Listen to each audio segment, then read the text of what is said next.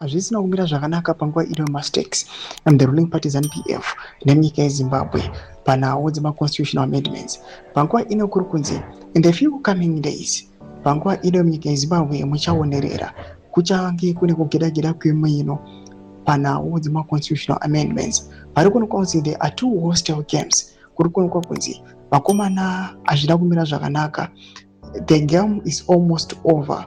And panguva inoi zvisati zvanyatsokubuda pachena kuti which side is going to win. Panguva ine kukalkuletwa zvichinzi muchamboonerera kune kurwisana kuchamboitiwa munyika yeZimbabwe zvichaita kuti vanhu vanakirwe. Subscribe or like on the bell icon. The prince of YouTube yendo ino yaanodanyira chiti there will be strange happenings in the next 90 days that will shape the destiny of Zimbabwe. I urge you to be prayerful during this season. The separation will be evident. There will be clear daylight between criminals and statesmen, constitutionalists and terrorists. It will be clear where everyone stands, that is, pretenders and genuine.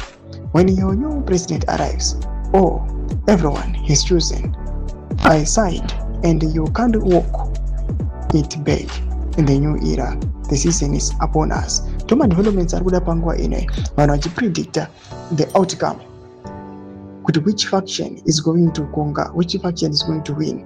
Vamwe vanenge vachitaura zvokuti vakomana ve2030 hamungavakwanisi. They've got a strong financial muscle. They can convince anyone kuti asupporte their bill. They can succeed.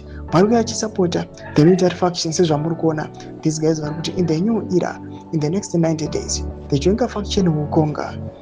Zvigananda zvese zviri kunyatsokuonekwa pachena vanyatsoonekwa matrue colors avo muchavashayiwa vakutiza into 6s and 7s. Madevelopments aripo panguva ino muri Zimbabwe. Mbobuda comment section medu dzamufungiro enyu muri kudii pamusoro pechitiko ichi. Subscribe or like, chita on the bell icon.